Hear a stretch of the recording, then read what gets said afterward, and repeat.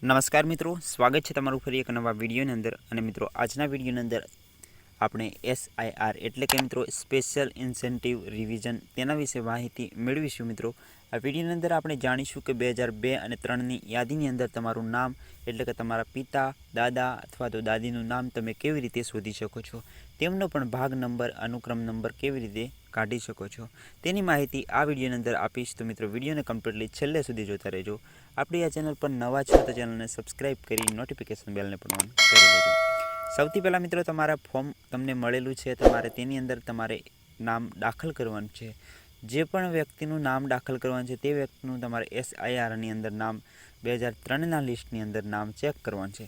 તે માટે તમારા મોબાઈલનું ક્રોમ બ્રાઉઝર ઓપન કરી લેવાનું છે. મિત્રો સર્ચ બારની અંદર સર્ચ કરવાનું છે. મિત્રો તમારે સૌથી પહેલાં વોટર, તો મિત્રો વોટર ECI ગવર્મેન્ટની વેબસાઇટ છે તેના પર ક્લિક કરી લેવાનું છે. આ વેબસાઇટની લિંક નીચે ડિસ્ક્રિપ્શનમાં આપી દઈશ, ત્યાંથી તમે ડાયરેક્ટલી જઈ શકો છો. મિત્રો તમને આ પ્રકારનું ઇન્ટરફેસ જોવા મળે. સૌથી પહેલાં સર્વિસના ઓપ્શન પર તમે જોશો એટલે અહીંયા 2026 લખેલું જોવા મળે છે. મિત્રો તેની નીચે સર્ચ લાસ્ટ SIR નામ, તેના પર ક્લિક કરી લેવાનું છે.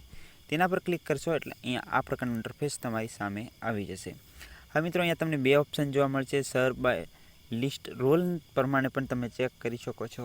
એટલે કે તમારા જિલ્લાની અંદર તમારું જે વર્ડ લાગતું હોય તેની અંદર ટોટલ તમારા ભાગ હોય તેમના પૂરેપૂરું લિસ્ટ, તમારી જે લિસ્ટની અંદર નામ શોધવું. મિત્રો તેની અંદર તમને નામ શોધવામાં ઘણો પ્રોબ્લેમ થાય, તે માટે આપણે ડાયરેક્ટલી નામ શોધી શકશું.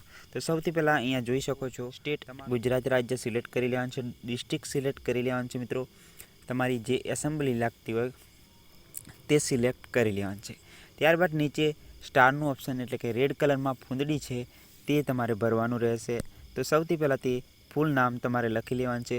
તેમની જે ચૂંટણી કાર્ડ છે તેની અંદર એજ કેટલું હતું એટલે કે કેટલા વર્ષના હતા તે પણ ચૂંટણી કાર્ડની અંદર દર્શાવેલું હશે, તે એન્ટર કરી લેવાનું છે.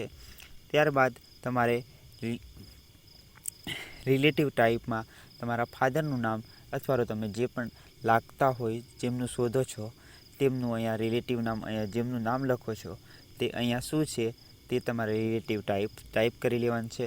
ત્યારબાદ તેમનું પણ નામ અહીંયા એન્ટર કરી લેવાનું છે. ત્યારબાદ નીચે કેપ્ચા જોવા મળે તે કેપ્ચા એન્ટર કરી સર્ચના ઓપ્શન પર ક્લિક કરી લેવાનું છે. મિત્રો સર્ચના ઓપ્શન પર ક્લિક કરશો એટલે ઘણા બધા નામ ખોલીને આવશે.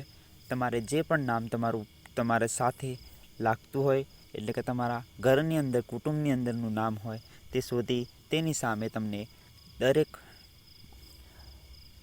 ભાગ નંબર, અનુક્રમ નંબર અને જે પણ એસેમ્બલીનો નંબર આવે છે તે પણ જોવા મળી જશે. આ રીતના તમે 2003 અને 2ની યાદીની અંદર નામ ચેક કરી શકો છો.